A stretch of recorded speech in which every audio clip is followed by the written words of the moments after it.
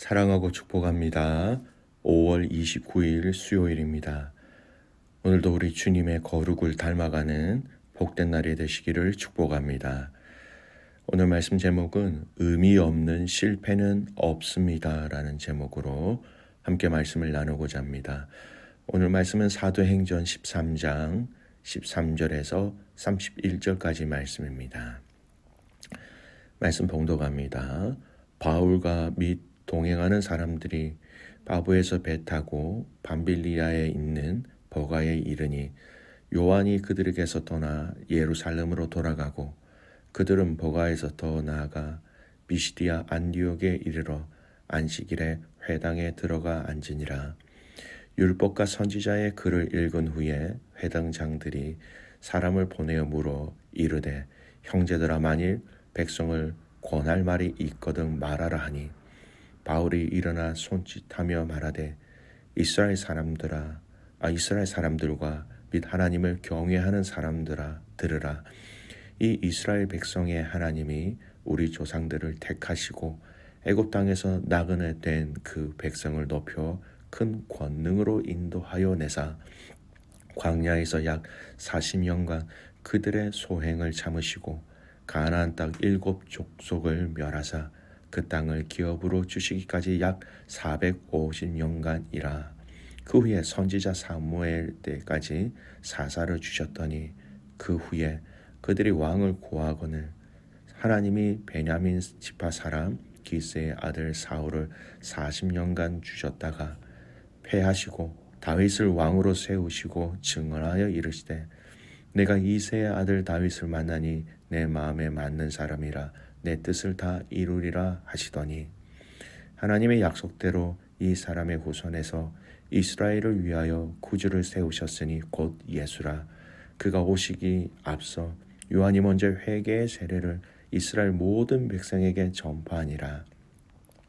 요한이 그 달려갈 길을 마칠 때에 말하되 너희가 나를 누구로 생각하느냐? 나는 그리스도가 아니라 내 뒤에 오시는 이가 있으니 나는 그 발의 신발끈을 풀기도 감당하지 못하리라 하였으니 형제들아 아브라함의 후손과 너희 중 하나님을 경외하는 사람들아 이 구원의 말씀을 우리에게 보내셨거늘 예루살렘에 사는 자들과 그들 관리들이 예수와 및 안식일마다 외우는 바 선지자의 말을 알지 못하므로 예수를 정죄하여 선지자들의 말을 응하게 하였도다. 죽일 죄를 하나도 찾지 못하였으나 빌라도에게 죽여달라 하였으니 성경에 그를 가리켜 기록한 말씀을 다 응하게 한 것이라. 후에 나무에서 내려다가 무덤에 두었으나 하나님이 죽은 자 가운데서 그를 살리신지라. 갈릴리로부터 예루살렘에 함께 올라간 사람들에게 여러 날을 보이셨으니 그들이 이제 백성 앞에서 그의 증인이라. 아멘. 오늘 말씀 제목 의미 없는 실패는 없습니다 라는 제목으로 함께 말씀을 나누고자 합니다. 오늘 본문에서는 서두에 요한이라는 인물이 등장하지요. 오늘 이 요한에 대해서 우리가 좀 말씀을 좀 살펴보았으면 좋겠습니다. 유대식 이름은 요한이고요. 마가는 로마식 이름으로 망치라는 뜻입니다. 아마 이방 전도를 위해서 이 요한이라는 이름을 아마 다른 이름 이 마가로 고치게 되었지 않은가라고 많은 학자들이 유추하고 있습니다. 마가라 하는 요한은 지금 바나바와 바울의 선교 사역을 위해 돕는 사람으로 함께 이 전도 여행에 파송된 사람이었습니다. 그러나 오늘 말씀에 보면 이 마가 요한이 중도에 포기하고 돌아가 버리지요. 13절 말씀 바울과 및 동행하는 사람들이 바보에서 배 타고 밤빌리아에 있는 버가에 이르니 요한은 그들에게서 떠나 예루살렘으로 돌아가고. 여러분, 이 마가라는 요한 마가복음의 저자입니다. 마가복음의 저자인 마가는 베드로 사도가 아들처럼 아끼는 제자였습니다. 또 그브로 섬 출신인 자산가인 레위인 바나바는 마가 요한의 인척으로 잘 알려져 있습니다. 기억 성경에서는 마가가 바나바의 생질이다라고 번역되어 있죠. 골로새서 4장 10절에 나와 있습니다. 대부분의 권위 있는 성경에서는 마가 요한과 바나바의 관계를 사촌으로 번역하고 있습니다. 하여튼 레위족 출신의 바나바와 마가가 인척 관계였다라는 것은 마가에게는 신앙적으로 많은 도움이 되었을 것이다 생각되어집니다. 이런 가운데 어느새 성인이 된 마가 요한은 복음 전파의 현장의 사역자로 드디어 등장하게 되지요. 사도행전 12장 25절입니다. 유대에 큰 기근이 일어나자 안디옥 교회 신자들이 연부를 모아 예루살렘 교회를 돕게 되는데, 이때 바나바와 바울이 안디옥 교회의 대표로 이 일을 책임지고 예루살렘에 갔다가 돌아오는 길에 마가 요한이 이들과 함께 안디옥으로 돌아오게 되지요. 그리고 곧 이어서 이 안디옥 교회에서 1차 선교 여행단을 파송하는데, 그 선교단에 우리가 잘 아는 것처럼 이 마가가 참가하게 되었던 것입니다. 마가는 두 사람을 따라 먼저 그브로에 갔습니다. 이곳은 바나바의 고향으로 마가의 친척들도 아마 있었을 것입니다. 이들은 마가 일행을 환대해주고 거짓 선지자를 징계하여 소경이 되게 하는가 하면 총독 서기오 바울이 회개하고 주를 영접하는 등 이런 일들을 보았을 때 마가는 무척이나 의기양양했을 것입니다. 그러나 이 선교단의 이 여정이 언제나 이처럼 순조로운 것은 아니었습니다. 그들이 이곳을 떠나 배를 타고 밤빌리아에 있는 버가에 갔습니다. 때는 이미 초여름이라 더위가 극성을 부리기 시작하였고 전염병이 유행하였죠. 더군다나 선교단이 나아가고자 하는 터키의 중앙고원 지대에는 지형이 험하고 황량하여 산적대의 출몰이 잦았는데, 이 같은 산적대의 얘기가 사방에 퍼져 있었던 것이죠. 마가 요한은 온실에서 순탄하게 자란 화초와 같아서 아름답기는 하지만 억세지 못하고, 그의 신앙은 연단의 경험이 없었습니다. 그래서 그에게는 이 어려움을 이겨낼 힘이 아직도 없었던 것이지요. 이후에 바울과 바나바가 전도에 큰 성과를 올리고 안디옥으로 돌아와 예루살렘 종교회의에 참석하였습니다. 일동은 이 전도의 용사들에게 귀국 보고를 듣고 큰 감명을 받았고, 마가도 도저히 잠잠고 있을 수 없었지요. 그래서 그는 다시금 주님께 헌신하고 다짐하였던 것 같습니다. 그래서 바울과 바나바가 제2차 선교 여행을 따라가게 해달라고 그에게 부탁하였습니다. 그러자 바울은 고개를 옆으로 저었지요. 자기의 중대한 사명을 저버리고 십자가를 내려놓았던 자를 데리고 목숨을 건 전도 여행을 떠났다가 유사시에 또 다시 등을 돌리면 선교 여행 전체에 큰 어려움을 가져올 수 있었기 때문에 동행할 수 없다라고 잘라 말했을 것입니다. 하지만 바나바의 입장은 그렇지 아니하였습니다. 다시 한번 마가에게 기회를 주고 싶었습니다. 이 일로 인해 바울과 바나바는 크게 다투게 되고, 결국 바울은 실라를 데리고 수리아와 길리기아 방면으로 떠나고, 바나바는 다시 마가를 데리고 그브로로 향하였습니다. 이후에 마가 요한의 행적은 사도행전에 전혀 나타나지 않습니다. 그러나 여러분, 이 바나바의 선택은 기대에 어긋나지 않았습니다. 겁이 많던 마가도 드디어 주님의 용사가 되었다라는 것이죠. 마가 요한의 이후의 행적은 바울 선신에서도 찾아볼 수 있습니다. 그는 바울과 함께 로마 감옥에 갇혀 있었음을 골로새서 4장 10절 말씀을 통하여 확인할 수 있습니다. 놀랍게도 마가는 로마 감옥에서 바울 사도와 함께 고생하고 있습니다.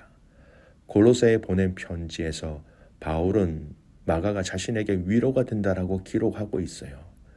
같은 시기에 빌레몬에게 보낸 편지에도 바울은 다른 동역자들과 함께 마가의 안부를 전하고 있다라는 겁니다. 마가에 대한 바울의 이러한 평가는 이제 마가가 복음의 사역자로 완전히 회복되었음을 얘기하고 있는 것이죠. 그리스도의 사역에 아무 쓸모없는 존재로 평가되고 낙심 가운데 좌절할 수밖에 없었던 마가였지만 하나님의 섭리 가운데 바나바와 같은 귀한 일꾼의 도움으로 마가는 새롭게 일어설 수 있었던 것입니다. 마가에 대한 바울의 마지막 언급은요, 사도 바울이 순교하기 얼마 전에 디모데에게 보낸 편지 디모데후서 4장 11절에 마지막으로 나옵니다. 거기에 바울은 디모데에게 어서 속히 오라라고 얘기하면서 마가를 데리고 오라, 저가 나의 일에 유익하다라고 말하고 있습니다. 한때 마가로 인하여서 절친했던 바나바와 헤어질 정도로 마가를 불신했던 바울이었는데 그를 데리고 오라라고 부탁하고 있는 것이지요. 마가가 복음 사역에 매우 유용한 사람이라고 생각한 이 사람은 바울뿐만 아니었습니다. 베드로 전서 5장 13절 말씀에 베드로는 이 마가를 내 아들 마가라라고 부르고 있습니다. 마가는 사도 베드로의 훌륭한 통역관이자 동역자였다라는 것이죠. 베드로도 나중에 이스라엘을 떠나 로마를 비롯한 이방 세계에 복음을 전하게 되었는데 이때 마가가 베드로와 동행하면서 베드로의 복음 사역을 결정적으로 도왔습니다. 마치 사도 바울에게 디모데가 있었던 것과 같이 이후에 마가의 재능과 신앙은 성령에 의해 더욱 크게 자라 드디어 마가복음이라는 위대한 복음서를 성령님을 통하여 우리에게 남겨주었습니다. 마가복음은 사복음서 중에서 가장 먼저 기록되었고 공강복음 중에서 그 기사의 순서가 정확하여서 예수님의 생애를 파악하는 데 가장 중요한 토대가 되는 복음서가 바로 이 마가복음입니다. 주님의 활약상이 마치 눈앞에 보이듯이 묘사되어 있고 대단히 간결하지만 그 필치가 예리하고 변화가 많고 생동감이 넘치는 그런 서신이지요. 여러분, 마가를 한번 살펴보았으면 좋겠습니다. 1차 선교 여행에서 도중 하차하는 중대한 실수를 저질렀습니다. 그러나 한번 실수한 것을 교훈 삼아 자신을 더욱 강하게 연단함으로써 그는 바울과 베드로의 신실한 조력자가 되었고 또 마가복음을 저술하는 등 참 귀한 결과를 남기게 되었어요.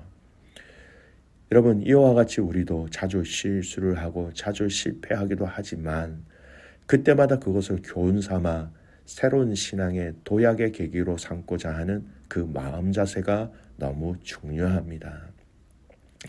마가가 실수와 실패를 딛고 일어서 훌륭한 복음의 조력자가 될 수 있었던 것은 조카의 허물을 덮어주는 바나바의 따뜻한 사랑과 어머니의 흔들지 않는 신앙 교육이 있었기 때문입니다.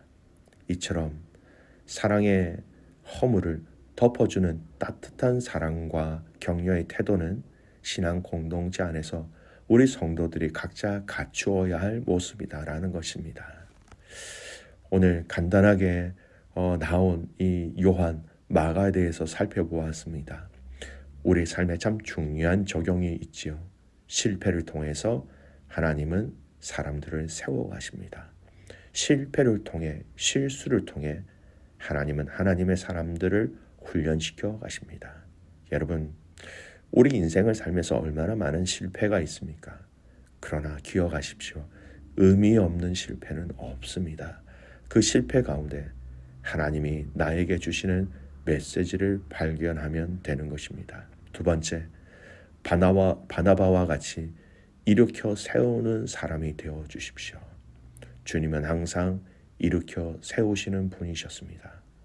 주님처럼 참고 기다려주고 인내하면서 주님의 마음으로 우리 사랑하는 믿음의 지체들을 일으켜 세울 수 있는 복된 믿음의 성도들이 되시기를 주님의 이름으로 축복합니다. 아멘. 기도합니다. 하나님 감사합니다. 하나님, 마가라는 이 요한 실패하였고 실수하였지만 하나님의 은혜와 사랑 가운데 그를 변화시켜 주셔서 모두에게 필요한 사람, 또 하나님 나라의 그 사역에 참으로 소중하게 쓰임받은 사람으로 변화시켜 주신 것을 오늘 이 말씀을 통하여 보았습니다. 하나님, 우리에게 은혜를 주셔서 지금 이 자리가 아니라 더 성장하고 성숙하여서 하나님 마음에 합한 삶으로 살아갈 수 있도록 우리 모든 믿음의 성도들의 삶을 이렇게 굳건히 세워 주시옵소서.